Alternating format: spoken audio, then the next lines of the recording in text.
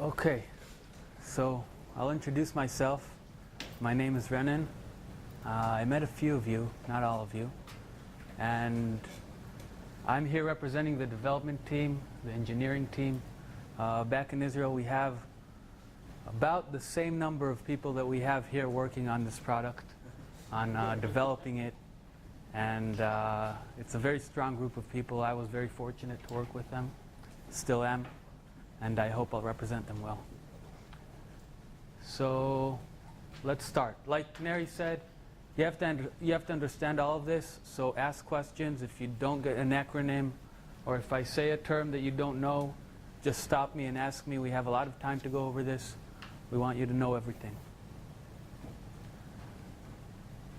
Okay, so I'll start with an introduction, then I'll go right into the architecture. Actually, everybody's been starting with stories, so I'll start with a story too. A couple of days ago when we got here, Robin was walking us around, me and Donnie, around the office, and Donnie was talking about something, probably said something inappropriate, and Robin started to shush him. And Donnie told him, Robin, I'm Israeli, I can say whatever I want. And you got a glimpse of that yesterday, I think, during Donnie's talk. So I'm Israeli too, I can say whatever I want. And I'll start with a provocative statement. It's not about flash. Forget flash. You are not selling flash. And I'll show you what I mean. Sonny asked me to do analogies, so I'm going to start with an analogy. And I thought of I think a good analogy yesterday. I put it on the slide between flash and the invention of the internal combustion engine. So flash is our engine. And I don't know how many years ago it was invented, the internal combustion engine. About 30 years ago, flash was invented, actually in Toshiba. Those were the first flash chips. And you got a pretty good idea, I think, during the past couple of days what flash is. There's NOR flash, NAND flash. It's faster, has limited erase cycles. Forget all that. You don't need to know any of it. Why? Because we're not selling flash. Flash is an enabler to the technology that we're selling in the same way that the internal combustion engine was an enabler to a multitude of products. And the first one, or one of the first ones, came approximately 30 years after its invention, was the first vehicle powered by the internal combustion engine. It was this one right here. It looks sort of like a motorcycle. And these two guys, Daimler and Maybach, big names, invented it. And what they did was they took a bicycle and they put an internal combustion engine inside of it, which made it faster, made it easier to run. And that's exactly the same thing that major storage vendors have been starting to do during the last few years. Violin, IBM, EMC, Pure Storage, SolidFire, they've all been taking flash and saying, we have this enterprise storage array, we have a new engine, the new flash engine, let's put them together. And they have been making adaptations to the storage array in order for them to work with flash. So, for example, flash is faster. You need more CPU in order to make use of its power. Flash has limited erase cycles. You need to take that into consideration. The same way that Daimler and Maybach in 1885 made adaptations to the bicycle in order to make it work with an internal combustion engine. They had to change the transmission probably. They had to make the wood stronger so it holds that engine. But these are minor adaptations that were made in order to accommodate this new technology. A few years afterwards, though, two other guys, totally different, they had the same pieces of information in their warehouse. They had bicycles. They had the internal combustion engine. But they thought of something totally different. They didn't ask, how can we put these two things together? They asked, how can we leverage this new technology, this new engine, to do something that's totally new? And what they came up with is the airplane. So the Wright brothers, also bicycle manufacturers, They put in this engine, and now they said, wait, we have an engine now. We don't need these wheels. We can replace them with wings. We don't need this transmission. We can replace it with a propeller, and we can fly. And that's basically what we did. So the XtremIO array, it looks very similar on the outside to those arrays that we've been comparing it to in the last 2 or 3 days. But on the inside, it's something totally different. And it's not a good comparison. But we've been comparing it to Violin and to Pure Storage and showing how much faster it is. And my contention is that's not a fair comparison. The reason is that XtremIO to these solid-state arrays is like comparing an airplane to a motorcycle. It's something that's completely different, and it was designed differently, and it works differently. Just to drive this point down, I looked up the speeds of those two vehicles. So the first motorcycle could go 7 miles per hour. The first airplane in its first flight did around 30 miles per hour. But no one in their right mind would go and sell that airplane by claiming that it's 3 times as fast or 4 times as fast as that motorcycle. You can see it's different. You don't want to compare it on these terms. They're both methods of transportation. They both get you from A to B. These are both storage arrays. They both store your data. That's where the comparison ends.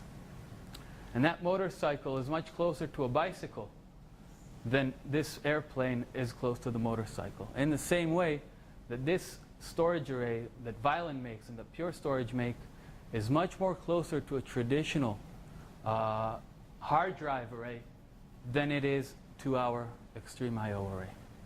And the point of this talk is to show you the insides of our system so that you see the difference that I see here between these two boxes.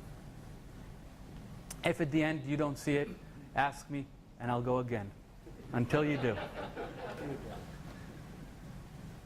And if you open the Wikipedia entry on the Wright brothers, this is one of the top lines, and I liked it, so I put it up on this slide. It says, "The Wright brothers focused on developing a reliable method of pilot control as the key to solving the flying problem. This approach differed significantly from other experimenters of the time who put more emphasis on developing powerful engines." And this is exactly the difference between us and other experimenters of the time. They're called startups now. They're no longer experimenters. But the difference is that we try to see how we can do things differently, better, simpler, using this new enabling technology. And what they're trying to do is make this enabling technology as fast as possible. Paradoxically, when you do things better, you're going to be faster without having the faster engine. So let's start. And this is a very, very old slide. You can see by the logo, I think Ehud made it a long time ago, but I like it, so I always start with this slide. And if there's one thing you want to remember from this talk, is that it's not about the speed of flash. It's not about its speed. It's about another thing altogether. It's about the fact that it's random access. And flash is a technology that will be with us for a few years probably. It won't stay forever. It's a transition technology. However, all the technologies, the persistent data storage technologies that will follow will also be random access. And that is the only thing that we care about the flash itself, that it's random access. That is the only assumption that we made when we designed this array. We built this array from the ground up, assuming the underlying storage media is random access, and we used that in order to deliver values across these dimensions. It's faster, it's more scalable, both in terms of capacity and performance. It's more efficient. Efficiency has many flavors to it. Capacity efficiency, the ability to create more snapshots, the efficiency of the RAID mechanism.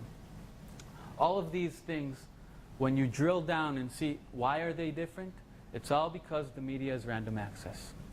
And for every single one of them, you can go down. Sometimes it's a direct link. Sometimes it takes a few steps in between, and see that that is why we can do things better. That is why we can do things easier. And that is why this array is totally different. And functionality, obviously, once things are easier and simpler, you can try and do things that were never before possible. The same way the airplane could fly, which wasn't before possible, we can do things that were not possible in traditional arrays and are still not possible in SSD arrays because they have inherited the architecture of traditional arrays. So during the last 3 days, I think we covered all of this. We saw exactly what this array can do, how performant it is, how it can scale. We discussed deduplication and replication a little bit, talked about snapshots and thin provisioning, and about a RAID scheme. What I plan to do now is show you exactly how each one of these things work inside the array and why we had the opportunity for building them in a different way. Any questions?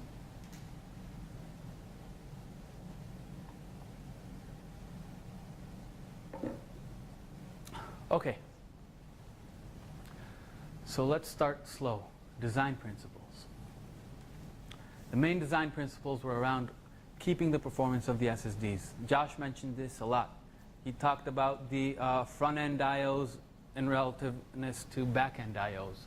We want to give as many of the SSD's IOs up to the user, and in fact we are the only array which in many cases has a negative ratio between those front-end IOs and back-end IOs. You should use this when you sell the array.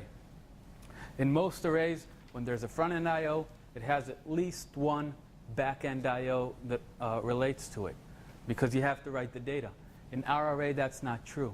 If you have a 5-to-1 dedupe ratio, for each 5 of those front-end IOs, we need to do one data IO in the back.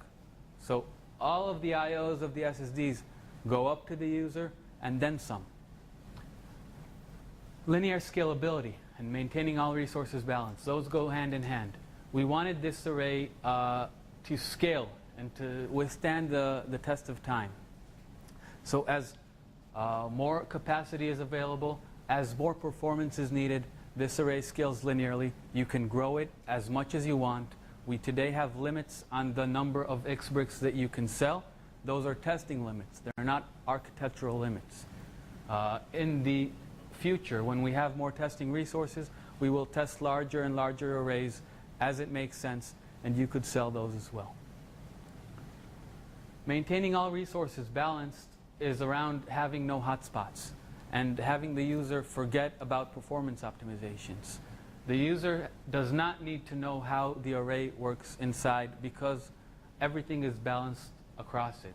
The user can configure a single LUN, a very small LUN, and it will benefit from the performance of the entire machine.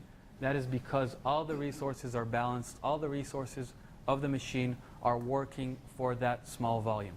Regardless of the size of the volume, regardless of the number of volumes, it makes no difference. It also doesn't matter where you access the volumes from. You asked earlier, I don't remember who, how do we balance the R module? I think it was Alex. How do we balance the R module request? The answer is we don't really need to. The R module has very little computation overhead. And even if you go through the same R module, at the very entrance to the system, the load gets balanced across all resources. Hardware independence, we're selling hardware, but we're not developing hardware. It's all commodity, off-the-shelf hardware. The software is the one that makes the difference. And keeping it simple.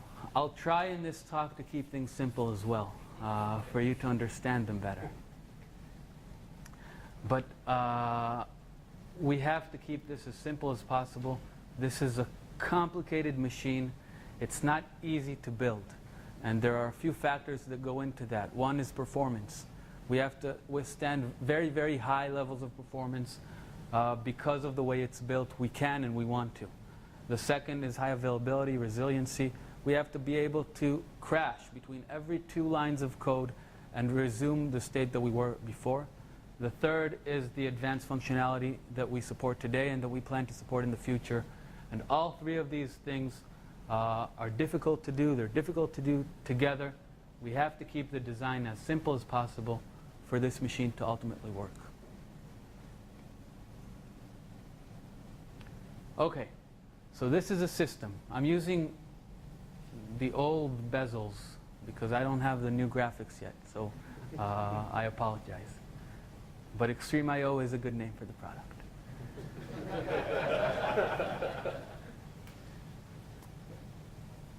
This is a system, the inside of the system. You see bricks here. You can stack as many bricks as you want. The outside interface is to the host through a SAN interface, iSCSI or fiber channel. The management interface is through an external management server. It can either be a physical server or a virtual server. And it interfaces with the two UIs, the graphical user interface and the command line interface. The user will see these two for monitoring, for statistics, and for configuring the system. They're very easy to use. There's very little for the storage administrator to do on this system. We have tried to encapsulate, to abstract out all of the difficult things that administrators used to do before. And in our system, they don't need to know about them. They don't need to be worried by them. So this is the last picture, I think, where you actually see something that you understand. Now you start going into it, and it's all going to be rectangles and squares and triangles, and I'll do my best to make sure that you understand those too. But remember this picture in case you start getting lost. Okay, so how does it work from the inside? You got a very good introduction from Neri in the morning. I'll go over everything he said again, just in case you didn't catch it. And please stop me whenever you lose me, because things are going to get a little deeper. We're going to dive deeper from slide to slide. And if you lose me in one slide, you'll lose me for the rest of, or part of the rest of the talk. Okay, so we have 6 main software modules. 3 of them you have seen, R, C, and D. Another 3 are P, M, and L. I'll talk a little bit about each one of them, say what they do, and then we'll dive deep into each one of the modules. They all run above a common infrastructure. We call it XIOS, XtremIO operating system. And all of this code runs in C, programming language is C, over Linux in user space. So what are these modules? R, C, and D you've seen. I don't like the letters, so I'm going to use different letters. R is basically a load balancer. When you think of R, think of load balancing. It has no real value except balancing the load across the system and parsing the SCSI requests. C, I don't like the name. Again, I'll use a different letter, A, for addressing. C is the module that is in charge of user addresses. It is the only one that's aware of them, and it does the mapping between the user addresses, the world that the user sees, into our internal world, which is based on hashes. Our internal world is based on hashes because we work using a CAS-based system. CAS means Content Addressable Storage. It means we store the pieces of information according to their content, not according to their address. We still need to be aware of their address because the user talks to us in his own language. So that's what the C module is for. It's for addressing. D, the data module. It's probably the simplest module that we have. It's very, very easy to understand. It is the only module that interacts with the SSDs, and it has a good name, D. I'm not going to change it. It keeps data. I like to compare this module to a valet service. You come up, and you give your car, and you get a little ticket. And then when you need your car back, you come back to the valet guy, you give him the ticket, you give him a tip usually. You don't have to tip the system though. And then he gives you your car back. And it's the same thing with the D module, except the car is a 4K block and the ticket is a short hash handle. I'll go into that soon, but basically there are 3 operations. You write a block, it's like giving your car, you get back the ticket. You want to get your car back, you want to read the block, you give it the ticket, it gives you the block of information back. There's one more operation that you can do with the D module, and that's erase a block. You usually don't have that with a valet service, but that may be a good idea. You give him the ticket, he sells your car out. In Chicago, yeah, without asking. So the D module has that same feature. You tell them, I don't want this block anymore. So these are the data path modules. We have 3 more modules, 3 more main modules that are the control path modules. And the difference between data path and control path is that the data path modules actually see the IOs. The IOs passes, each IO passes through one R module, one C module, and one D module, both read IOs and write IOs. The control path modules don't see IOs. They work at a slower pace, but they do have more, I would say, complicated or more elaborate, a more elaborate view of the system, and they can make smarter decisions at a slower pace. So the 3 modules here are the platform, management, and clustering. And I'll describe those 3 now too. The platform module, we have one of those in each node, one of those in each server. And it's in charge of the health monitoring of that server. It's in charge of making sure all the other processes are working correctly. It's in charge of making sure all the hardware is according to the way it's supposed to be, functioning properly, and the firmware versions are correct. All the node issues are dealt with using this platform module. The management module, we also call it SIM, System Manager. And there's one of those in each cluster. It doesn't matter how big the cluster is, if it's a 2-node cluster, if it's an 8-node cluster, if it's a 32-node cluster. There will always be one system manager inside that cluster running at any given moment of time, and it's in charge of all cluster-wide activities. For example, if a node fails, the management module is in charge of recognizing that. It's in charge of telling everyone else, this node has failed, stop working with it. If an SSD is problematic, the management module is in charge of noticing that and issuing a RAID rebuild. All system-wide activities are done through this management module, and it's also the gateway to the XMS, to the external management server. So all control operations go through it, and all monitoring information goes through it as well. So there's one management module across the entire cluster? That's right. So basically cluster software. That's right. And that leads me to the clustering module. How do we have exactly one management module in the system? What if the node that it's on goes down? What if the software crashes? Someone needs to make sure that this one single management module is up and running.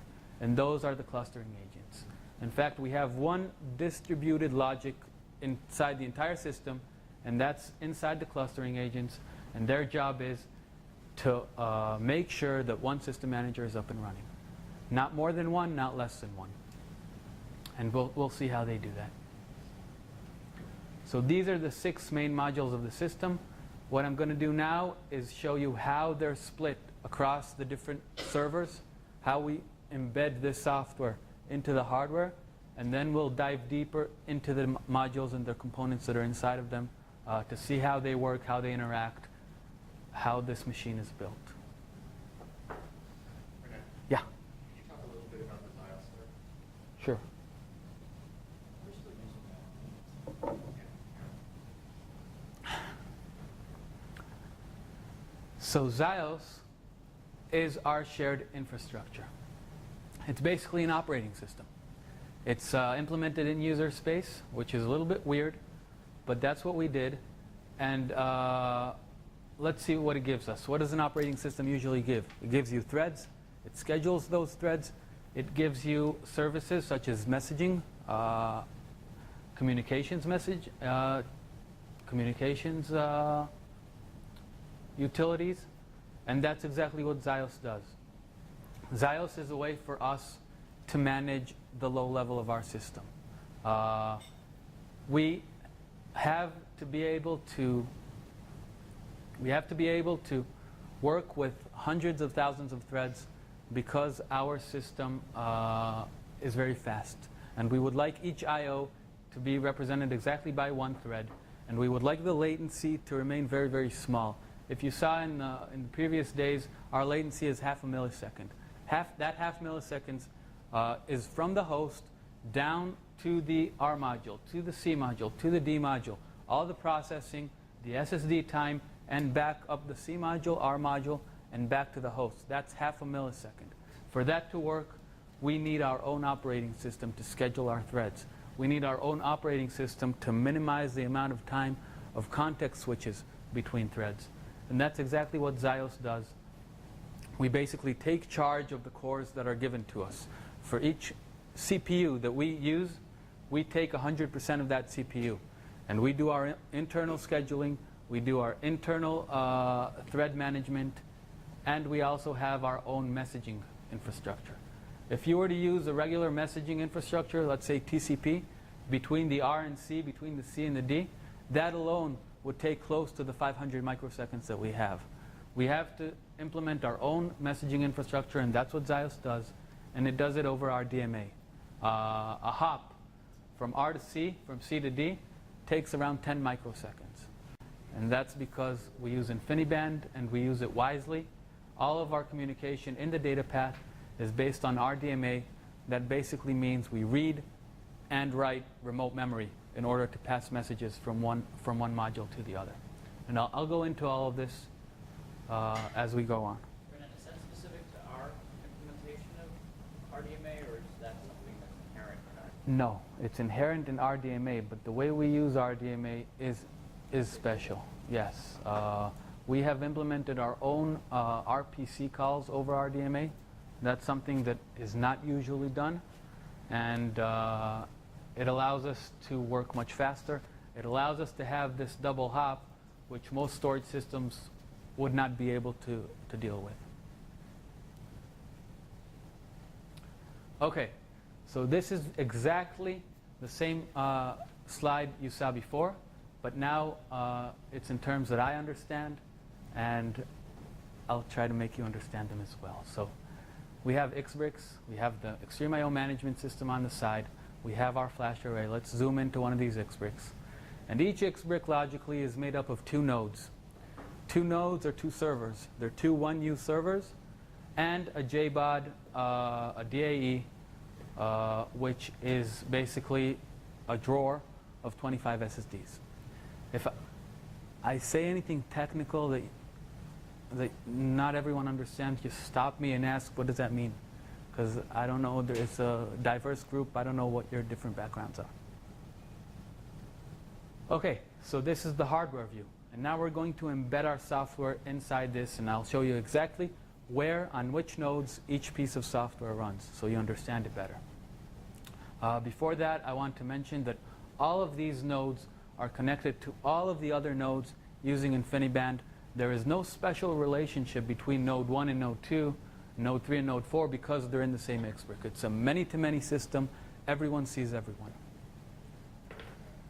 So as I said, each node has a platform manager on it, and that's the P module. And we have one of those on each node, and they are in charge of the node itself, the health keeping of the node, monitoring the hardware and the software of the node. Each node also today has two X environments on it. And I need to explain to you what an X environment is. An X environment is basically a user mode process that runs on Linux, and it runs our XIOS operating system inside of it. Now, every piece of software that we run inside the system is based on an X environment. These P modules that I showed you before, they're also an X environment.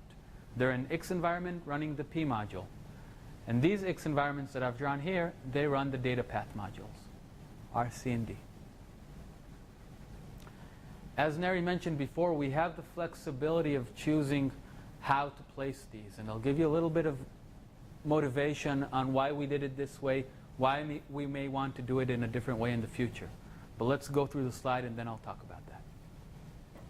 So R, C, and D are present in these X environments. We can spread them out differently, R, C, C, D. We can spread them out in whatever way we want to. It's all configurable. But once we've decided on a way, we stick with it. It's not dynamic. It's a static configuration of the system. It will, in the future, allow us probably to provide different types of solutions. But each product that we sell will have a single configuration of these RC and D modules. Your diagram here shows like different configs in each expert. Is that your desire, or would it require to be the same? It would not be required to be the same, but it would probably make sense for it to be the same. Yeah, Are there two X environments per node because there's two sockets? I'll talk about it. Okay. He knows the answers. Good question. Okay, the last two modules that I mentioned that are not yet on this drawing are the L, the clustering agents, and the M, the management module. Now these are only on the first brick, the way you see it here. We have two clustering agents on the first brick, and we have one system manager on one of the two nodes of the first brick. It'll be either on the first node or on the second node. The clustering agents are in charge of keeping that system manager up and running. And the reason we can make this simplification, the reason we can have this system manager running only on the first brick, is because today when we lose both nodes of the first brick, we lose service. It's a double failure and we can't continue service. So we used this assumption to make it simpler for us and make sure that the system manager is on one of the first two nodes, and the clustering agents that bring it up only need to be on the first two nodes. Okay, so back to Josh's question. Why do we split it up in this way? So I want to differentiate between the data path modules and the control path modules. Control path modules use what I call a thin environment, a thin X environment. They do not use 100% CPU of the cores that you give them. They're just like any regular process, like Word, like Outlook. They share the CPU. They behave nicely. The data path modules are not so friendly to other processes in the system. The reason is that we want full control over the CPUs which run these data path modules in order for us to get the maximum performance that we can out of the system. And what Josh said earlier, not surprisingly, is correct. The reason we put two of these X environments in each node is because today we have two sockets in each node, basically two CPUs in each node. And we wanted them to have a different memory space. We did not want them to communicate over the shared bus of that node because it would have reduced the performance. So today we have one X environment that has affinity to one socket, and the other X environment that has affinity to the other socket inside that node. And that gives us the best performance that we could hope for. Now, why would we want to mix and match these RC and D modules? Why not just run RCD on each one of the X environments? So that's a good question. And today, there's no reason to. Today, the best choice would be to run RCD on all of them, because then they share the compute resources. And if one module needs more CPU, it has access to all of the CPUs, so it can take more CPU.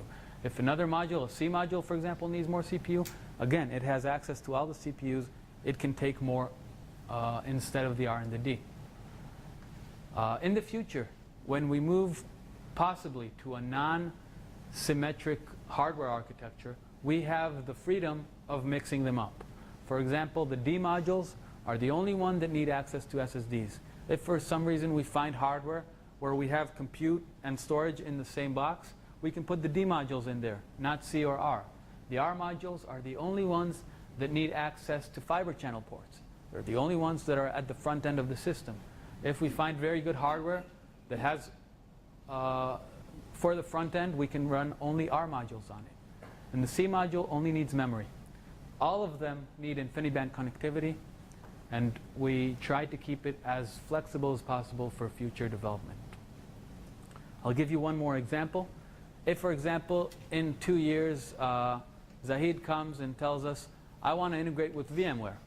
I don't want to sell XtremIO as a separate product. I want to sell XtremIO, or in addition to selling XtremIO as a separate product, XtremIO and VMware as a cluster, an Exadata type configuration.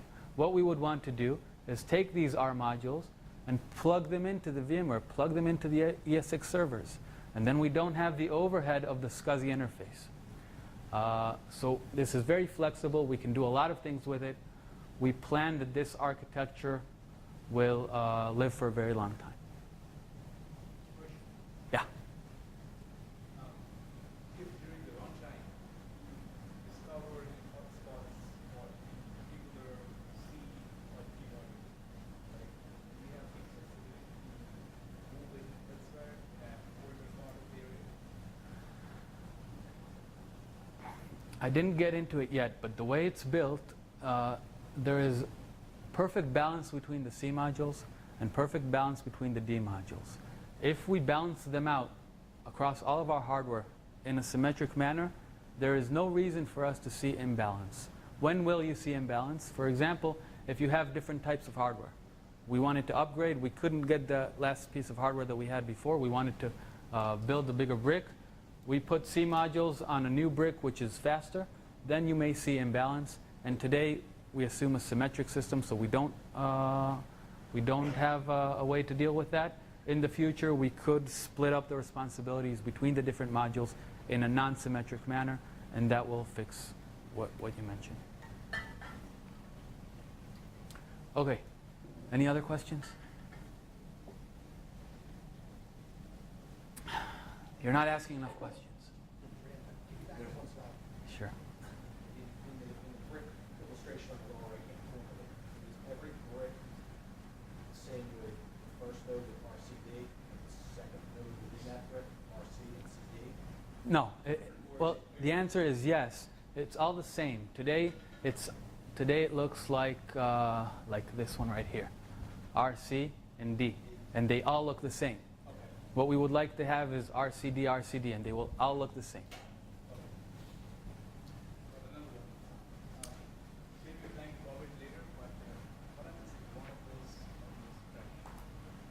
If one of the modules crash, I'll go over it. Can I ask one last question? I think I probably should have asked it earlier. The ENX, that's just an encapsulation of the RCD on top of XIOS on top of Linux, right? It's kind of, I'm trying to just envision the flow of it all. Yeah. That's probably not a good way of asking it, but I'm assuming you're talking about the X environment. yeah, exactly. Yes, it's a user mode process that has inside of it our Zios infrastructure with these modules. Okay. It's Perfect. Yeah, no, that's how nothing I else. envision the layers, you know. Okay, thank you. It's just the container for those modules. Perfect. Yeah, one more question. So you see in the future that probably use case driving how we're gonna balance the modules. So if you have more read, you just need more of one module versus the other. No. If you have more reads, it still works. The use case, if it's all balanced out in this way, then the use case, the system will adapt to the use case. You don't need to change it. One more. I'm starting to get questions going out of. So you said that the RCD don't play well. They need dedicated CPU, right? They don't work like a Windows or anything else. So does that mean they have cores dedicated to each instance? Yes, we have cores. The way it works is we have 2 sockets in each node. Okay. Each of those sockets today, we work on a Sandy Bridge architecture of Intel. They each have 8 cores. Okay. What we do is we take one of those cores, core 0, and we keep it as a spare core. Okay. We don't touch it. Okay. And what runs on that spare core is all the other stuff, the Linux, the thin environments, all the other software that runs on that node. Nice. Exactly. Okay. The other 7 cores, we take full control over. Okay. And each X environment in this drawing will have 7 cores of its own that it takes 100% of their CPU. Oh, I see how the breakout is now. Okay. And the RCDs run on all of these 7 cores. There will be R threads in there, C threads in there, and D threads in there. Okay. And they will be mixed around all of the cores. So they're not strictly partitioned into those cores. Okay, so R doesn't get a core. Right. So they play nice to each other, but they don't Right. play nice with anything else. That's exactly Okay. right. That's exactly right. Okay, IO flows. So this is what Neri started showing you. The R module, our load balancer, is our SCSI command parser. SCSI commands go in. C module has a big table, address to hash table, logical address. These are the user's addresses. And this is our first level of indirection, the first place where we translate the logical addresses of the user into our internal language, which is hash. The D module has a second table of indirection. That same hash to the physical location. Basically, every hash in the system represents a 4K block. And that D module, when you give it the ticket, when you give it the hash, it needs to find your car. And the way it knows where it parked your car is according to this table. It has a hash to physical location table. You could question why we need this double indirection. We are the only storage system in the world that has a double indirection, and on first thought, it sounds very stupid to do so. The reason it's stupid is because it increases latency. The reason we did it is because it gives us a lot of freedom in choosing where we want to place those cars. We don't have to place the car or the 4K block in the first available slot. We can place it wherever we want to. And that gives us a lot of power to design and develop a brand new RAID mechanism. And you'll see when I talk about RAID that the root of the RAID's power comes from the fact that it has the freedom of choosing where it writes to. That second table is what gives us that ability. The first table, logical address to hash, gives us other abilities. It gives us the ability to thin provision. It gives us the ability to manage snapshots very, very efficiently. So each part of these mapping tables holds a different role in the architecture. So I assume the XCopy stuff we talked about on Tuesday is at the C module level? Exactly. Only the C module is aware of things like XCopy, of things like thin provisioning, things like snapshots. The C module is the only one who is aware of the user's addresses, and the D module is basically a dumb data holder. Like atomic test and set is at the R module level? Atomic test and set, no. Atomic test and set is again at the C module level, because you have to go to an address, you see what was written there, and if it matches what you have, you write the new thing. So it's again at the C module level. The R module, again, very, very thin module, has almost nothing in it. So just in layman's terms, the C module is pretty much the translator between what the server is used to and what our technology is. That's where the translation happens. That's correct. Okay. So, in case of XCopy, if you see the same data twice, you are going to increase the counter by 1, right? That's right. Isn't that happening in D module? The counters themselves are kept in the D module. So And that's exactly my next slide. segue.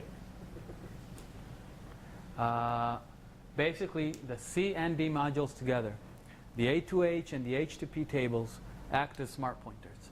What's a smart pointer? It's a pointer that many items can point to, and it keeps a reference count of the number of items pointing to it, so it can delete things when no one is interested in it anymore. And that's exactly what we've implemented here. We call it CAS, Content Addressable Storage. That's not our term, that's a standard term. And it works like this. The C module has this address to hash mapping. It's a very, very, very big table. The key to that table is the address. In our internal terms, an address is 7 bytes. 2 bytes for the volume ID and 5 bytes for the offset. That gives us the potential for 64,000 volumes, and each of those volumes can be as big as 4 petabytes in size today. Can you say that one more time? Yeah. 2 bytes for the volume ID, that means 64,000 volumes. 5 bytes for the offset, that means 4 petabytes for each of those volumes. A total address space of 256 exabytes. Again, potentially. What I'm describing here is the architecture. I'm not describing version 1 or version 2 or version 3 of it. This is long term. Today we have testing limitations and other limitations, so we limit the number of volumes to lower numbers.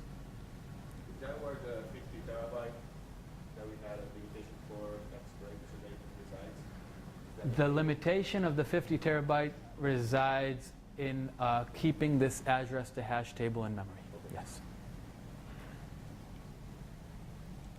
Is that all part of the code that it stops where it is, or is it just the overhead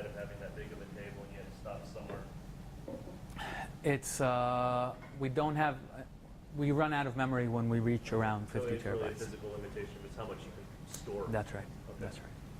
So that could change over time. It will change. It will change. It will change. Technology matures. It will go up. That limitation will go up.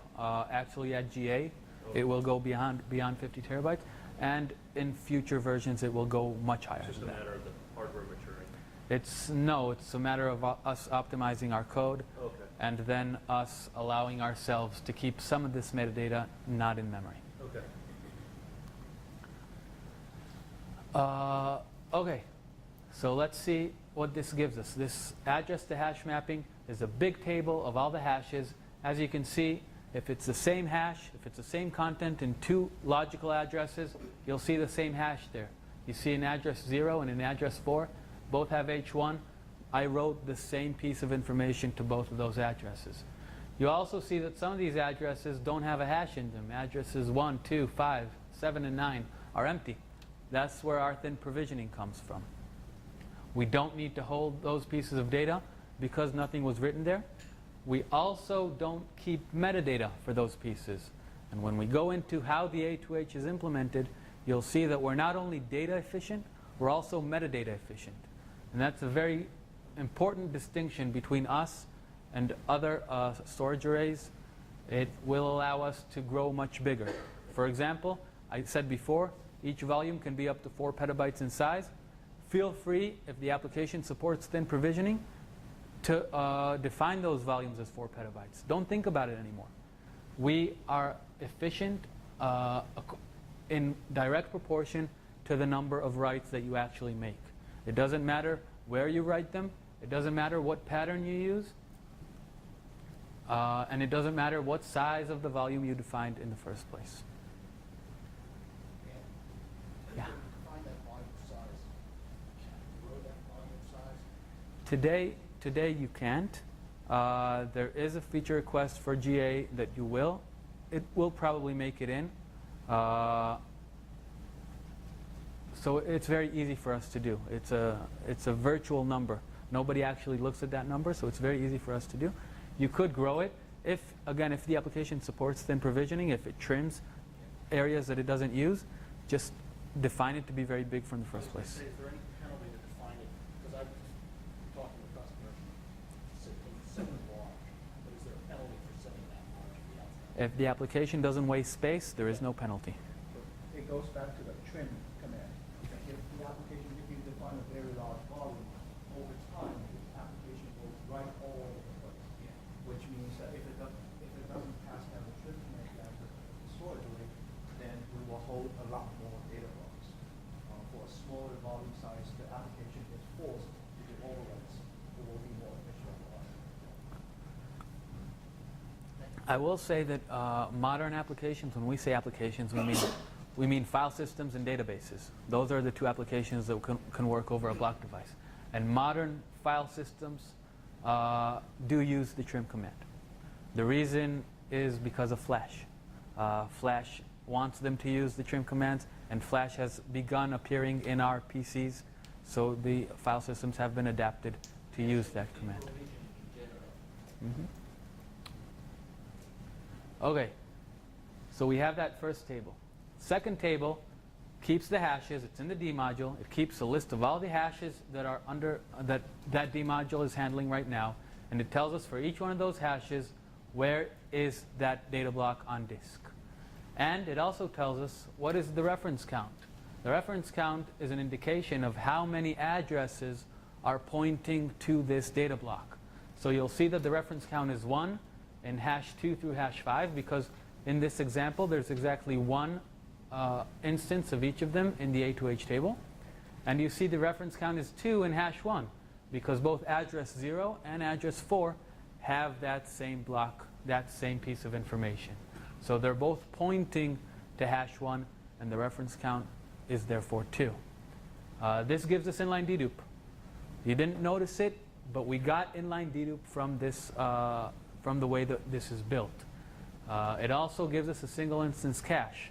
What that means is the cache in our system sits in the D module. The D module is behind the dedupe engine, So there will never be two identical blocks in the cache. As was mentioned before, our cache is fairly small. It's 1 gigabyte per D module. Now you know what a D module is, so you know how many there are. So it's not very useful as a read cache, and we don't rely on it. That's why we made it so small. SSD reads are much faster than hard drive reads. You don't need a big cache in a type of system like this. There are, however, use cases where this cache comes into play.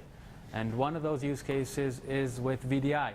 When you have a boot storm and everyone comes to work in the morning and you have 1,000 desktops, everyone wants to load Windows. Those pages of the operating system, the Windows operating system, will make their way into this cache because everyone is accessing them. And they're accessing them from different addresses, but it's all the same information. And in that case, where you have a boot storm in the morning, there's a good chance that most of the pages that everyone in the organization wants will sit in that cache. And then you don't only get SSD performance for your reads, you get RAM performance for your reads. And you can see it when you try to boot up an instance of a virtual desktop. The third thing that we get from this architecture is single instance replication. We don't have replication yet. We've started working on it. But when we do, it'll be very special. The reason is that we will not need to replicate. We will not need to send on the wire the actual data blocks. We will only need to send the metadata information on the wire and send the actual data block only if it's not available at the remote site. For example, data migration. I'll give another virtualization use case. If I want to move a virtual machine from one site to another site, what I need to do today is copy all of that information. It's a 20 gigabyte virtual machine. It's a 100 gigabyte virtual machine. I need to move 100 gigabytes of information across the WAN, across the wide area network. In this case, most of those blocks, because it's a virtual machine and because I have virtual machines on both ends, most of those blocks will be duplicates. I will not need to move that 100 gigabyte of data across the wire. I will only need to move the metadata, which is much, much smaller, and the unique blocks. For example, if I have a unique file on my computer which doesn't exist on the other side. And Robin, for like 1% of actual or something like that, or is am I crossing? The amount of metadata that we have that is relevant here is around 0.25%. Okay. Okay, so yeah. So the cache, is that a IU cache? What's the It's called LIRS, L-I-R-S. You can look it up in Wikipedia. That's the logic behind the cache. It's a little bit more sophisticated than LRU. I can go into it if you wanted that in that area.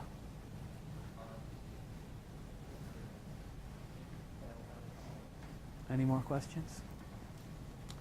So Robin gave a fantastic explanation of what Xcopy is a few days ago.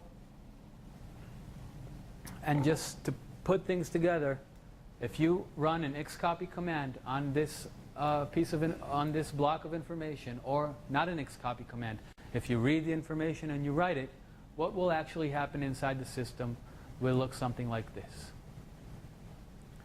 The C module copies all the metadata that it needs to copy. The reference counts go up because now we have more pointers for each one of the hashes. They all doubled, all the reference counts doubled, but nothing in the SSD itself changed. This is what allows us to do all of these Xcopy operations and data copy services, if you want to use the buzzword, in memory and make them very, very efficient. Is that clear?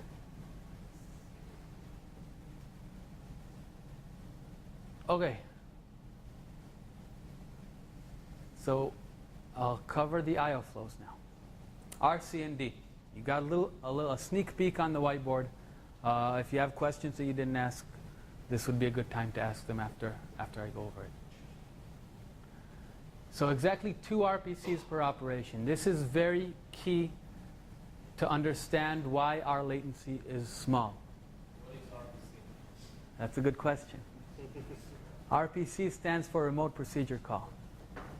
And it's what I mentioned before, the messaging that we have implemented above RDMA. It means that we send a message, let's say from R to C. We send a message, C processes that message, and sends us a reply back so we know that it's done. This sending of a message and receiving a reply back, that is what I refer to as an RPC. And we have two of those, one between R and C, one between C and D. For every I/O, it doesn't matter what you try to read, what you try to write, it's always going to be 2 RPCs per operation. I'm talking about 4K operations here. If they're larger, it's a little more complicated. We'll talk about that as well. But what that gives you is, it gives you consistent latency. Usually when you have clusters, the bigger the cluster is, you have to go through more places in order to retrieve your data. In this case, you go through the same number of hops regardless of the size of the cluster. That gives you very, very consistent, very, very low latency. In a counterintuitive manner, the latency actually goes down the bigger the cluster is, because you have more resources and all of the work is spread across all of the resources in the system, so each piece of the system doesn't work as hard. So the latency, let's say you work at 100K IOPS. If you have a 1-brick system or if you have a 2-brick system, the latency for the 2-brick system will be much lower. If you go up to 200K IOPS for the 2-brick system, you will again be at the same latency levels as the 1-brick with 100K. So everything scales linearly, latency stays the same, and that's why. Guys, because this is part of the fudge that we hear from Nimbus and Violin and some of the others out there. So they don't understand at all anything that Renette is telling us right now. And so they think that in our system, the bigger the cluster scales, the slower it's going to go. And it's also true of anybody else who's attempted to do scale-out designs in the past. So an example, Dell built a scale-out system, and it is subject to these kinds of limitations, and we don't have them.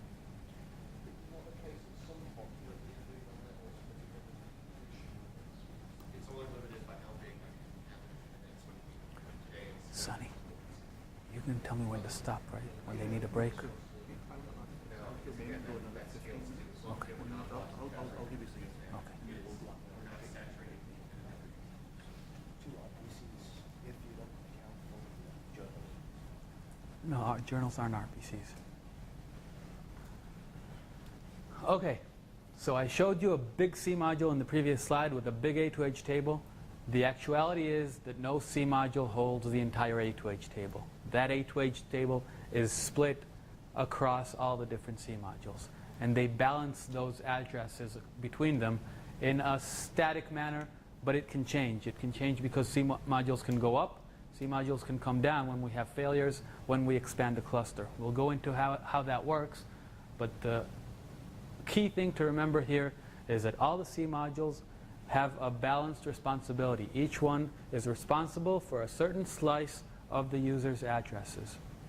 And the R module knows exactly which C module is responsible for each address. It doesn't have to go look for it. It knows. I'll show you how that works.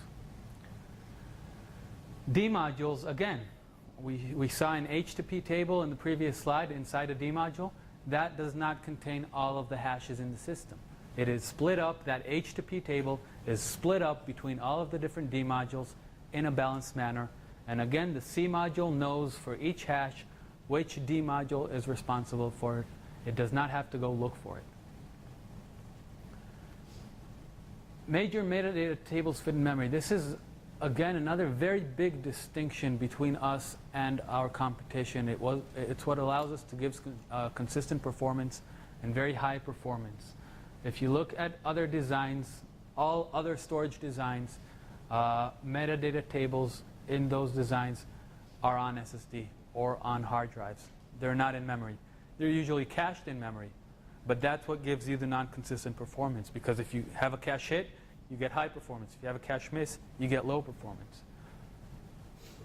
We did a lot of work to keep those metadata tables in memory, and when we go into the implementation, I took one as an example, the A2H table, and we'll dive deeper into it later today, and you'll see how much work was done in order to make it very, very memory efficient so it can be in memory. Okay, so now I'm going to go into these modules. I talked about the different modules. I'm going to dive into how they're built from the inside. Each one consists of components. These components are pieces of software, pieces of code. And it looks like this. R module has an RIO component, C module has a CIO component, D module has a DIO component. These are the pieces of code that are in charge of the IO flows inside each one of these modules. The R module has a function.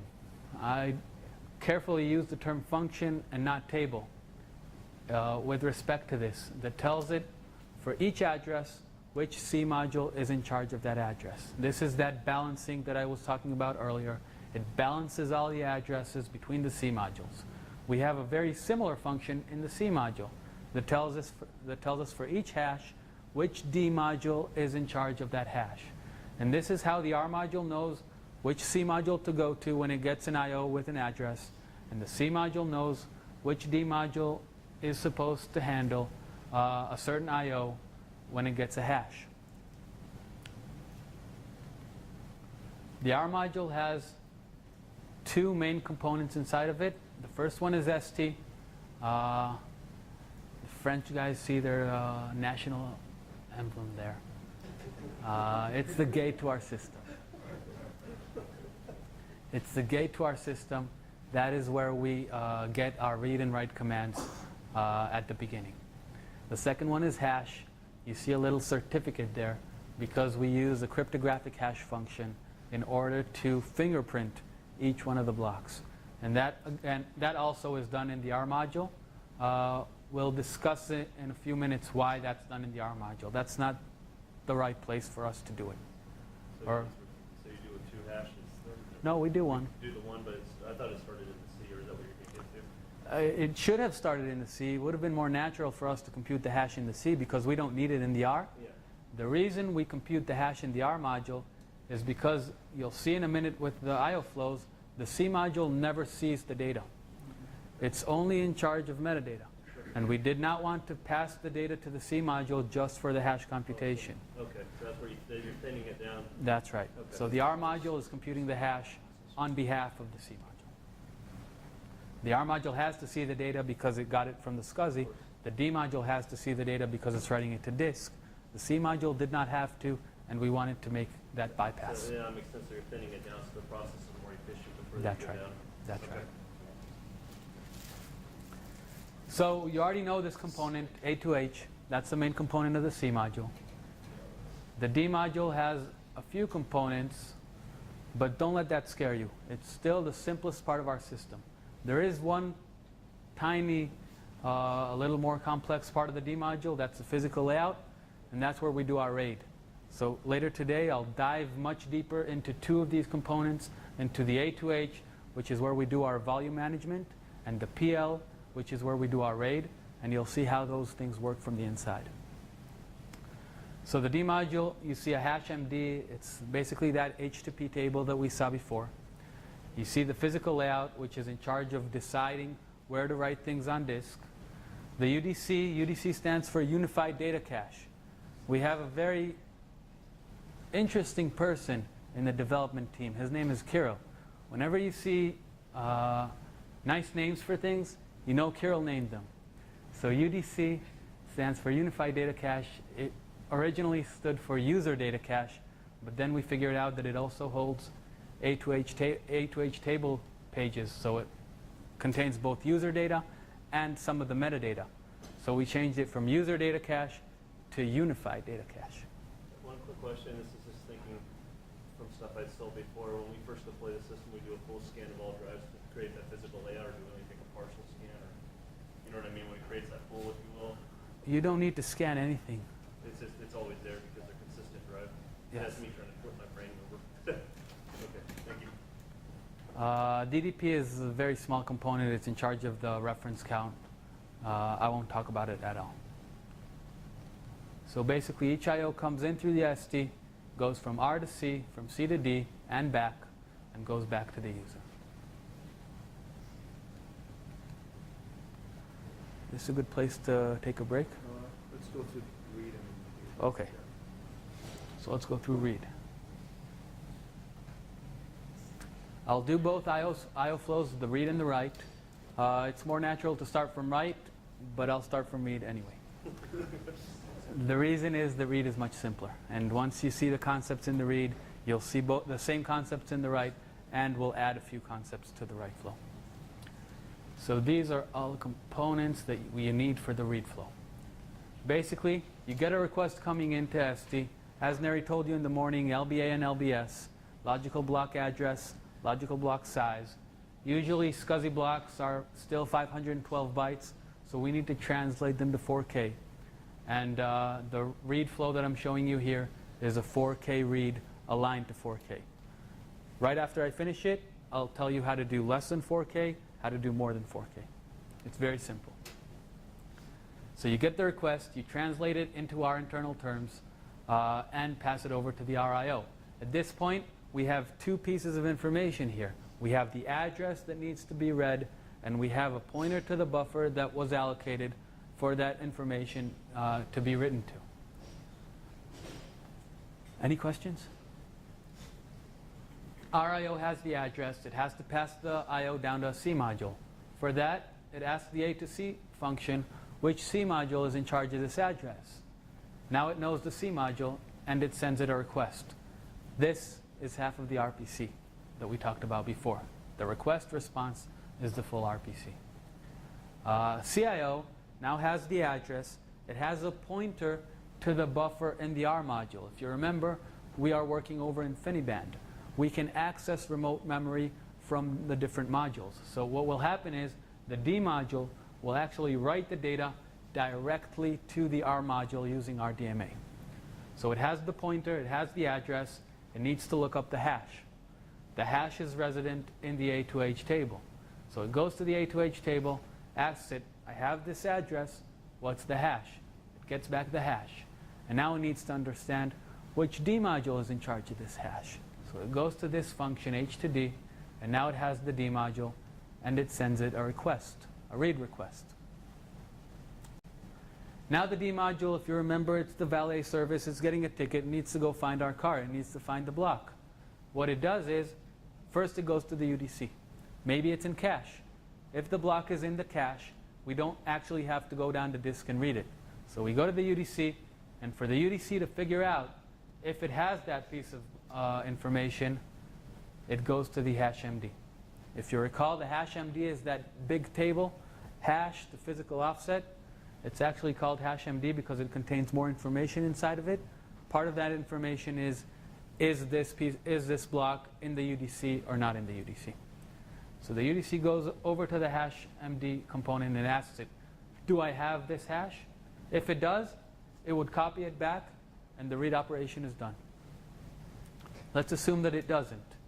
If it doesn't, we need to go down to the physical layout and read the block into the cache. The physical layout, again, it doesn't know where the block is. It has to ask the table. It goes to the table. It asks this hash, what is the physical offset on my SSDs which contains the relevant block? And it gets back an answer, and then it goes down to SSD and reads the block up into the cache. And it tells the cache, I read the block up there. You have it now. The cache goes up to DIO and tells the DIO, this is the block you were looking for. RDMA it up to the R module. And that's what happens. When you write it up to the R module, and now the information that was meant to be read is sitting in the allocated buffer, in the R module. The only thing we need to do to complete the operation is tell the C module we're done, tell the R module we're done, and answer the user. So that's a 4K read. Now, does technology go back after you tell all the modules you're done? That's right. You just don't send the data, whatever the data is. That's right. That's right. That's right. That RDMA operation, the CPU that the R module is running on, it had nothing to do with it. It doesn't know that I wrote to its memory. So I have to actually tell it that I'm complete before it can answer the user. The RDMA enables us to bypass the CPU cycle so we can work it directly into the buffer. That's right. That's right. And we use that in the write flow much more than in the read flow. You'll see the write flow. You'll see how we use RDMA all over the place. Okay. Even here, the RCD module, they can run on each one of them can be in general different nodes, That's right. different extras. That's right. We don't care. They can be in different nodes. They can be in different experts. They can be in the same node. They can be in the same process, the same X environment. It always works the same. They never communicate directly if they're in the same X environment. They always communicate through RDMA. If they happen to be on the same node, it's not RDMA, it's DMA, because it's local DMA. So just to layman's terms again, it's like compliance, because both the customers don't go to Steve too often. So the request goes through all 3 layers, but the data bypasses the C. That's right. And then it just gives the acknowledgement up through 3 layers again and continues to read. That's right. Okay. Yeah, So the module, the communication between the modules is RPC. that's right. That happens over InfiniBand, right? Not over the. Yes. Okay. Over RDMA, over InfiniBand. Yeah. RDMA is important. You also have TCP over InfiniBand, Correct. which is something completely different. Right, and then the data transfer is RDMA. Yes. The orange line that you see here, Right. that's an RDMA write. It's not an RPC. It's a RDMA write. If you want to talk about times, an RPC, as I said, each one of these blue arrows takes about 10 microseconds. That orange arrow takes less than 5 microseconds. It's just only curiosity. You said it's only 2 RPC operation. Mm-hmm. I see that there is one from IIO to CIO, another one from CIO to TIO, and then we have to get back So RPC, I consider it round trip. output relationship. Yes. One way in, Request response. That's an RPC. So you expect to be 30 microseconds the whole transaction? 30 microseconds of network. There's a lot more CPU happening in there. And sorry again to ask this. So you said the RPCs are doing, the RPC calls are. It's not 30 microseconds. It's 45. 45? Yes. You see 4 blue arrows, 1 orange. So extend your Yeah. So the RPC calls are also happening on the with RDMA or Yes. they are? All the data path communication is over RDMA. And that's even if all the modules, and I don't even know if it's possible, if they all land on the same controller. It is possible, and it would be the same. It would be the same. Yes. We do no optimizations there. It's always the same. So you don't force it to go to just whatever the algorithm says is the next. What would happen is that you would see all triplets. If you have 10 R modules, 10 C modules, and 10 D modules, you will see an even amount of all of the different triplets that you can, because everything is balanced across the entire system. This flow, how many of the calls are Completely completely non-blocking? non-blocking. The entire data path is non-blocking. It's all based on an asynchronous model. We never wait for anything to happen. We wait, but we don't take up the CPU. Okay, so that's a 4K aligned read. What happens if you want to read something that's smaller than 4K? As I said in the beginning, SCSI still works at 512 bytes. The application can ask me for a specific 512 bytes. What I would do, I would look for the encapsulating 4K, do what I described to you, read the 4K, and then at the R module, give the user only the part of the 4K that they asked for. That's where it breaks it off. That's right. Okay. If happens in the ST module? it happens, yes, in the ST module. So on the back end and the lower layers, we're always delivering 4K. That's right. So the translation, if you will, the break That's that right. happens up there. That's right. If you ask for more than 4K, if you ask for 8K, for example, it would go down to the C module. And then the C module sees that it needs to read 2 blocks now. It's 8K. So it will figure out those 2 blocks, which D modules have them, and it will ask for them. If you ask for 2 megabytes, for example, to read 2 megabytes, that would cross the 1 megabyte boundaries that Neri talked about in the morning. So that would go from the R module to 2 C modules. Each one of those C modules will get 256 pages that it needs to read. It will split those pages up into the different D modules that have them, ask each D module one request for all the pages that it holds, and then after it gets all the responses from all the different D modules, it will answer the R module. Once the R module got all the responses from all the different C modules, it will answer the user. So it's very, very simple. So this explains why the latency of large block reads does not go up linearly with the size of the That's right. It's all done in parallel. Everything is done in parallel. Until you hit the amount of resources that we have in the machine, the latency will stay low. That's why we were so consistent and we hit a wall. That's right. Okay. Now, the reason we hit a wall is because the machine cannot handle more than a certain number of IOPS. Okay. For example, if you have an XBrick and you get 250K IOPS read from it, Yeah. once you go over 250K IOPS, you start having IOs queued in the host. Okay. So that wall that you see is IOs that are queued in the host. They're not even entering our system because we don't have the capacity to But it's take finite, them. which is nice. It's not all over the place like everybody else. That's right. Okay. Any other questions?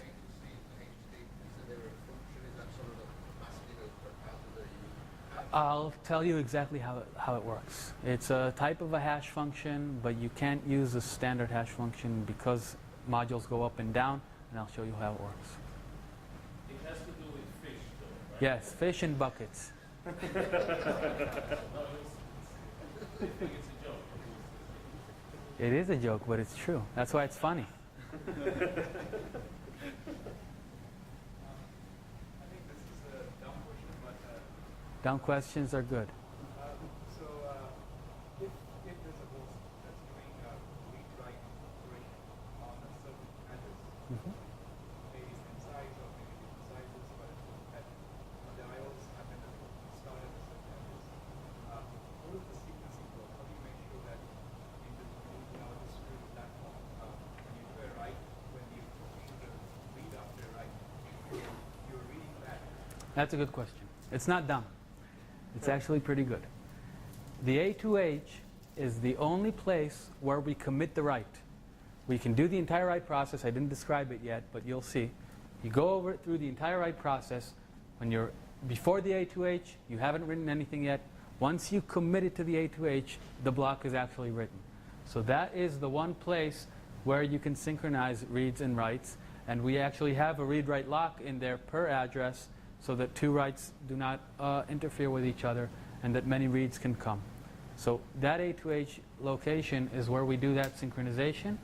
And in fact, it's also where we guarantee atomicity of large writes.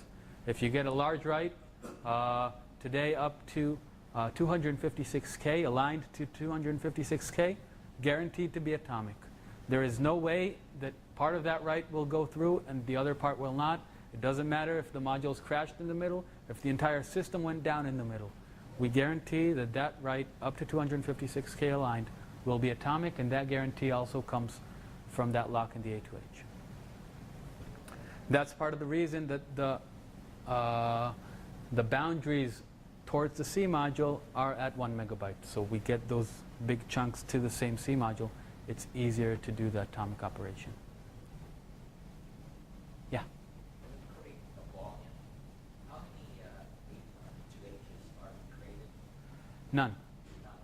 None. We always have the same amount of A2Hs, one per C module.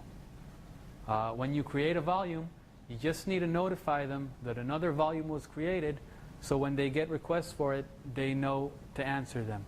You don't need to do anything else. You create a volume, it doesn't take up any resources. In fact, we could have not notified them. It's just defensive programming practice. So you can create as many volumes as you want. You can make them as big as you want. It makes no difference. The only thing that actually takes up resources is when you begin to write to those volumes.